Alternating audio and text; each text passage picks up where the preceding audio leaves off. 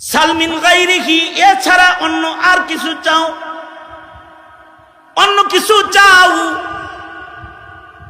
পিপিলিকা কয় তাহলে আইয়ুহাল মালিক জিদ ফি রিজকি, ও বাদশাহ আপনি আমার রিজিক বাড়ায় দেন।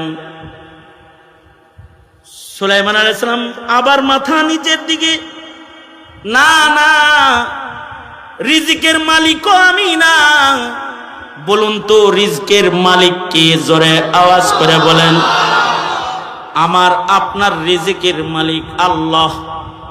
দুনিয়ার সব এই সাঙ্গ খেলা যা আছে সাঙ্গ হয়ে যায় দুই জিনিসের কারণে, আর খেলা জমে দুই জিনিসের কারণে।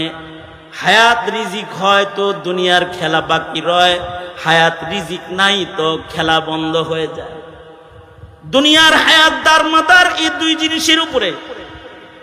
পিঁপড়া বলে, খুব বড় করে বুক টান করে বললেন, আনাল মালিক, আমি বাদশাহ।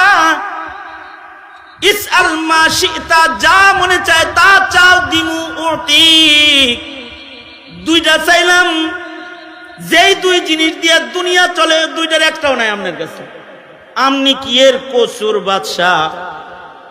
সুলাইমান আলাইহিস সালাতু ওয়াস সালাম তাফসীরে রূহুল মাআনি ও রূহুল বায়ান সব জায়গায় এগুলো মওজুদ আছে, বিভিন্ন তাফসীরে, বিভিন্ন হাদিসের riwayate। হযরত সুলাইমান আলাইহিস সালাতু ওয়াস সালাম একবার তখতে সুলাইমানিতে চইরা যাইতেছেন। সুলাইমান আলাইহিস সালাতু ওয়াস সালামের তখতে সুলাইমানি কত বড় ছিল, আর সুলাইমান আলাইহিস সালাতু ওয়াস সালামের রাজত্ব কত বড় ছিল, এই বিষয়ে আলোচনা করতে গেলে এইটা নিয়ে ঘুটুর ঘুটুর করতে হবে অনেক টাইম।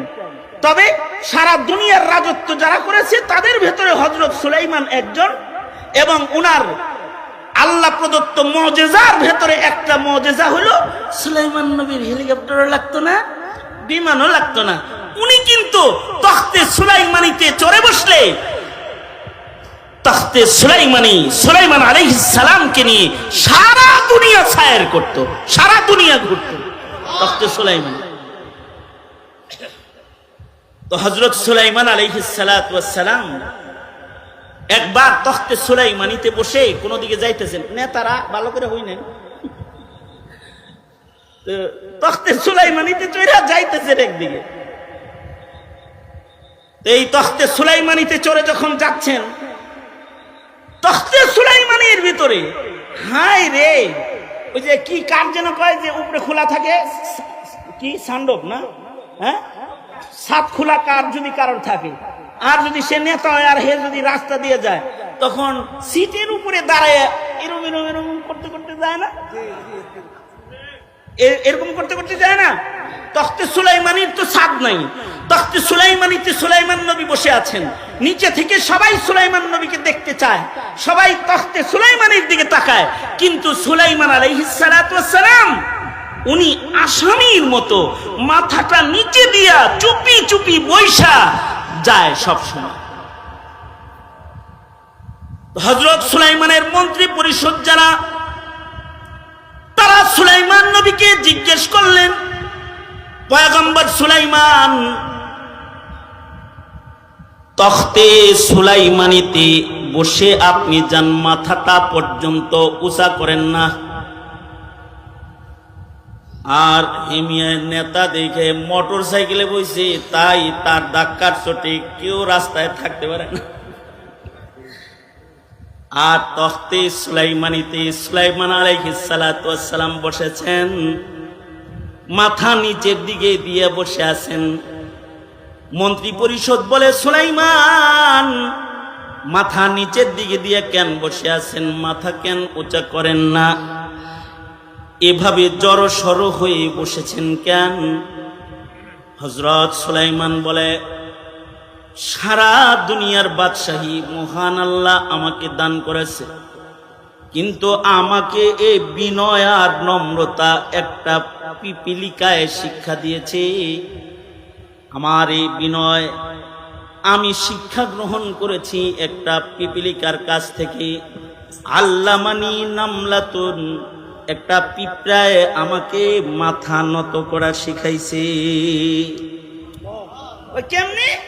ওই ওই যে পিপিলিকার সাথে আমি কথা বলতেছিলাম, সুলাইমান নবী পিঁপড়ার সাথে কথা বলতেন, পিপিলিকার কথা বুঝতেন, এমনকি মন্তকাত তায়ের পশু পাখির ভাষা আল্লাহ পয়গম্বর সুলাইমানকে শিক্ষা দিয়েছিলেন। সূরা নামাল সুলাইমান নবী ও পিপিলিকার কথার দলিল বহন করে, ইতিহাস বর্ণনা করে মহান আল্লাহ উম্মতে মুসলিমাকে সূরা নামাল দান করেছেন। পিঁপড়ার সাথে কথা বলতেন। সুলাইমান আলাইহিস সালাতু ওয়াস সালাম ইনস ও জিনের বাদশা ছিলেন, পাখির সাথেও কথা বলতেন, এমনকি পাখির কথা বুঝতেন। আমরা কি পাখির কথা বুঝি? বুঝেন কথা কন না, বুঝেন পাখির কথা? আমরা তো পাখির কথা বুঝি না, কিন্তু সুলাইমান আলাইহিস সালাতু ওয়াস সালাম পাখির কথাও বুঝতেন। একবার সুলাইমান আলাইহিস সালাতু ওয়াস সালাম রাস্তা দিয়ে যাইতেছেন, তো দেখে গাছের ডালে বসে বসে এক পুরুষ পাখি এক মহিলা পাখির সাথে প্রেম করতেছে।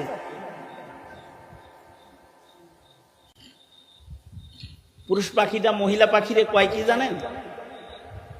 এই আমার মতো প্রেমিক পাবি না, এগুলো বলতেছে।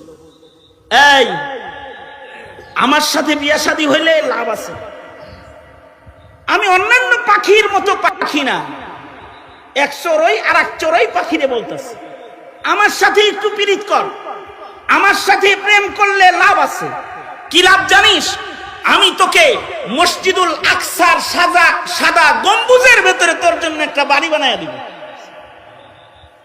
সুলাইমান নবী কয়, সব বিয়াকারীরা মিথ্যাবাদী, কারণ মসজিদুল আকসার খবর আমার চাইতে তো আর কেউ বেশি জানে না।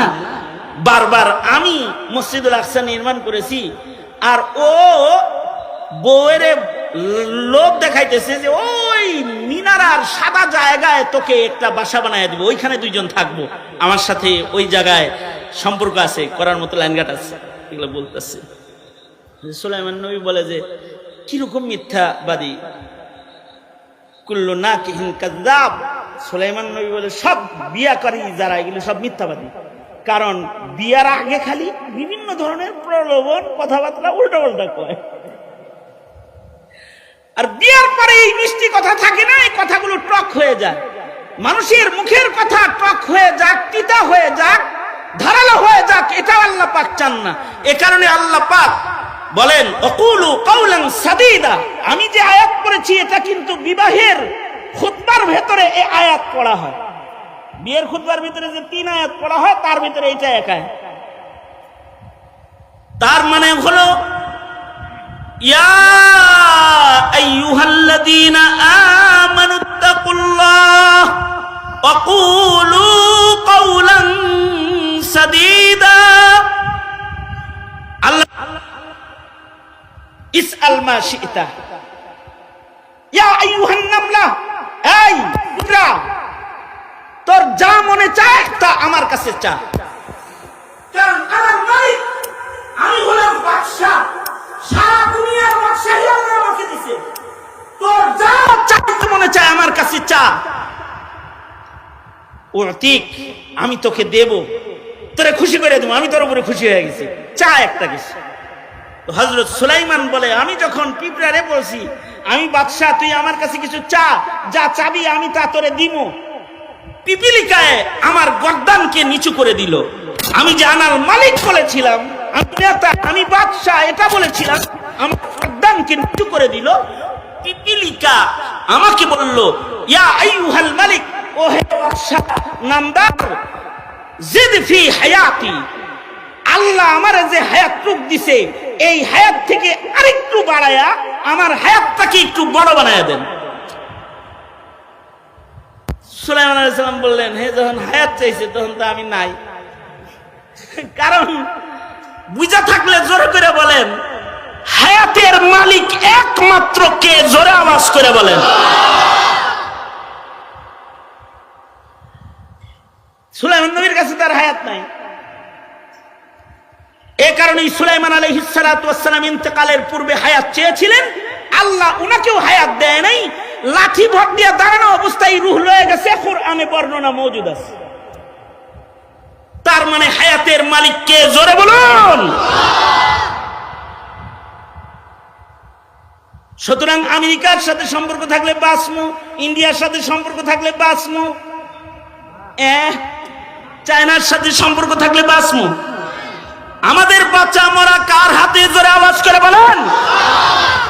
আমাদের জীবন, আমাদের মরণ সবকিছু মহান আল্লাহ পাকের হাতে।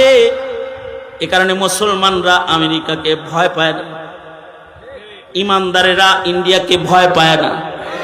কারণ তাদের আয়তন বড় হতে পারে, অস্ত্রের শক্তি বেশি হতে পারে, ওদের জন্য আল্লাহ নাই। লানাল মাওলা ওয়ালা মাওলা লাহুম। আমাদের জন্য আছেন কে? জোরে আওয়াজ করে বলেন। হায়াতের মালিক তো আল্লাহ।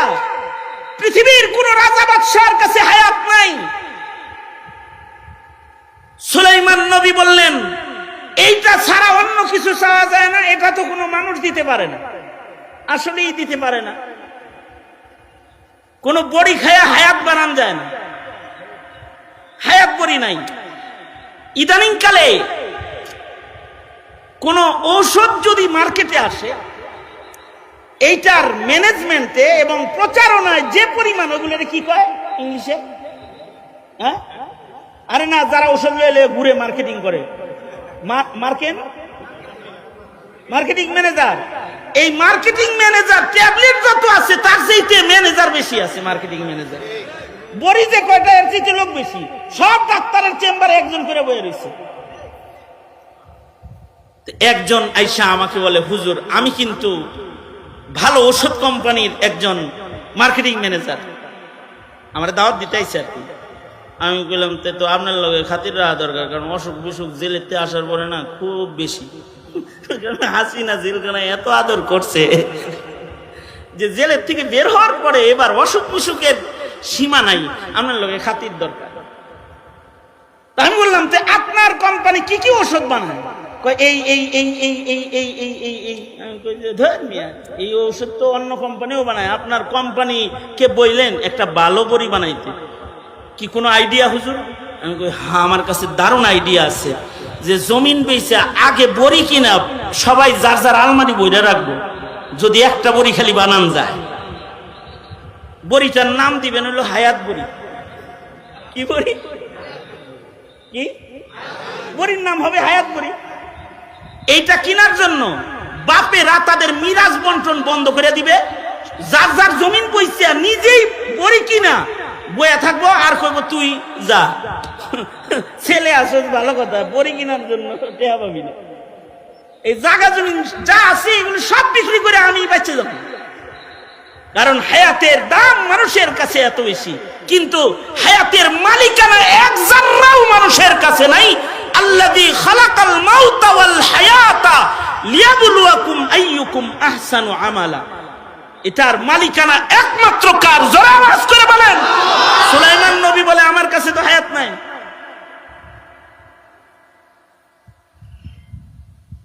সালমিন গায়রিহি, এছাড়া অন্য আর কিছু চাও, অন্য কিছু চাও।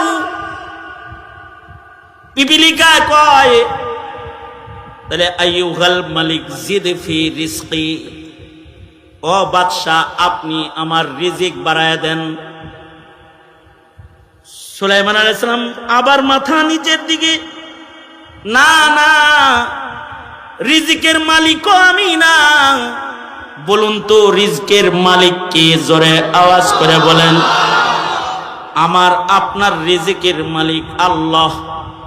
দুনিয়ার সব এই সাঙ্গ খেলা যা আছে, সাঙ্গ হয়ে যায় দুই জিনিসের কারণে, আর খেলা জমে দুই জিনিসের কারণে। হায়াত রিজিক হয় তো দুনিয়ার খেলা বাকি রয়, হায়াত রিজিক নাই তো খেলা বন্ধ হয়ে যায়।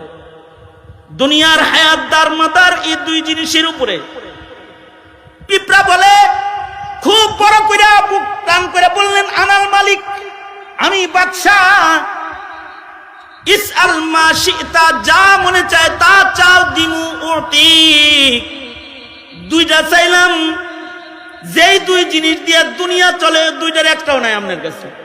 আমনি কি এর কচুর বাদশা? এই যে আমাকে সেই কচুর বাদশা বলে তিরস্কার করে আমার মাথাকে নিচে নামায়া দিছে, এবার তখতে সুলাইমানিতে বসেও আমি আমার মাথা উঠাইতে পারি না।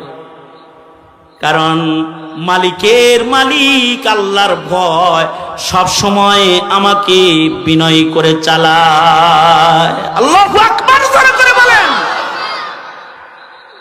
এ কারণে তাকওয়া দরকার, তাকওয়া আল্লাহ।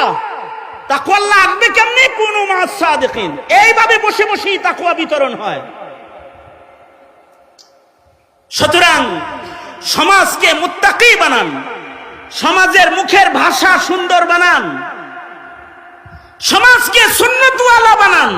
ফাকাদ ফাযা ফাওজান আযীমা।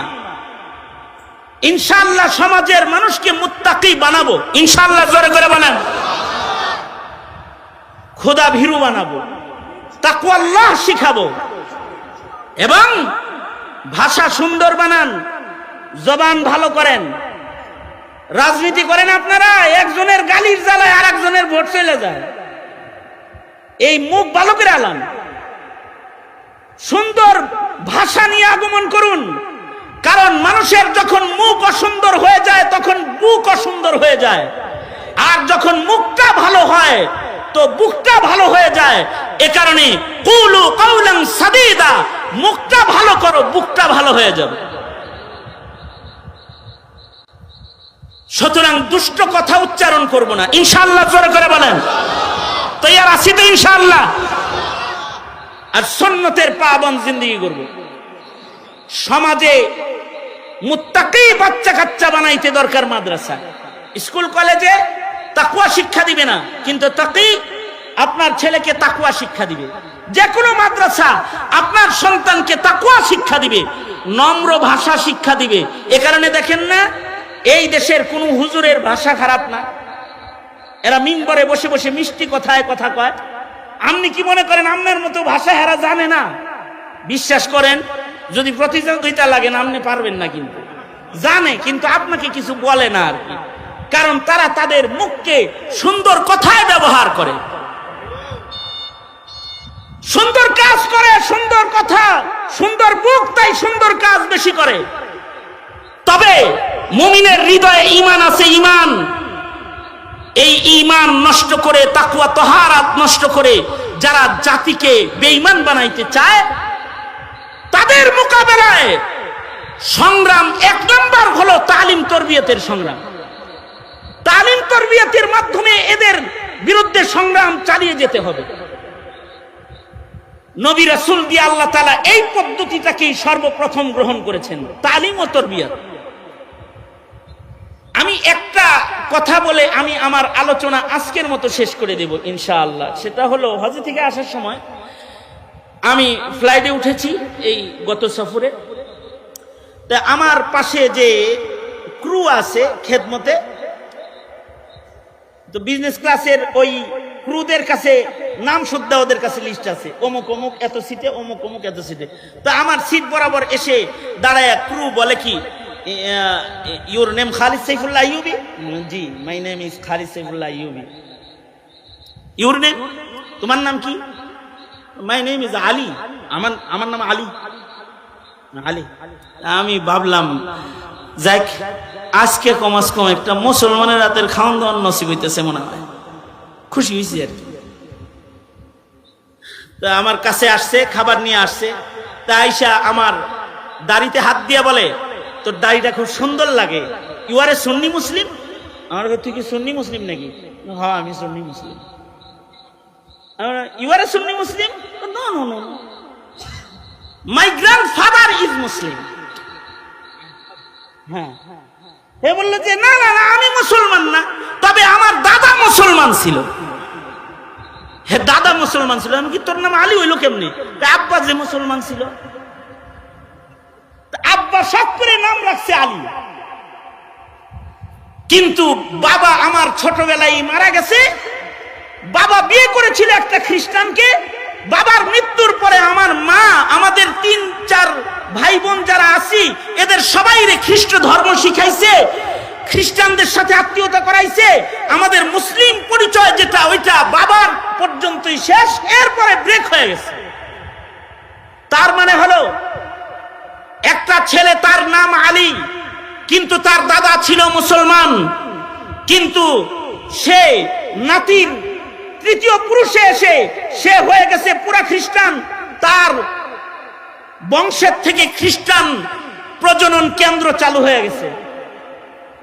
এইটা শোনার পরে আমি যে 4.5 ঘন্টা বিমানে ছিলাম, এর ভেতরে আমি কিছু খাইতেও পারি নাই, এর ভিতরে একটু আরামও করতে পারি নাই, শুধু কাঁদছি আর পেরেশান হইছি যে এটাই যদি হয়, পরিবেশের কারণে যদি দাদা মুসলিম হয়ে তার নাতি খ্রিস্টান হয়ে যায়, তাইলে আমার দেশের স্বাধীন মাটিতে যারা হিন্দুত্ববাদের চাষাবাদ করতে চায়, যারা খ্রিস্টবাদের চাষাবাদ করতে চায়, যারা কাদিয়ানির চাষাবাদ করতে চায়, ওরা তো আমার নাতিপুতির ভেতর থেকে এক সময় মুসলিম প্রজনন বন্ধ করে খ্রিস্ট প্রজনন চালু করে ফেলবে।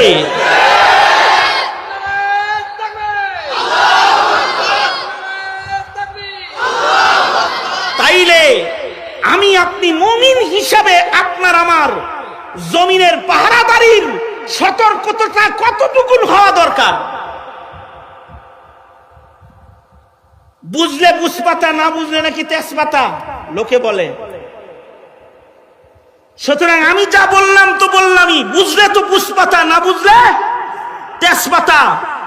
দেশ রক্ষা করো, সমাজ রক্ষা করো, মুত্তাকিদের সমাজ গড়ো, সুন্নাত রক্ষা করো, পরিবেশ রক্ষা করো, জমিনের পরিবেশ রক্ষা করো। সময় এসেছে আবার নতুন করে দেশের স্বাধীনতা সংরক্ষণ করার। দেশটাকে কোনো হিন্দু খ্রিস্টান মালাউনের দালালের হাতে তুলে দিও না, মুসলিম হিসাবে পাহারাদারি করো। তৈরি আছেন তো ইনশাআল্লাহ? আল্লাহ তাআলা আমাদেরকে ভূমিকায় অবতীর্ণ হওয়ার তৌফিক দান করেন। এটাই সংক্ষিপ্ত কথা।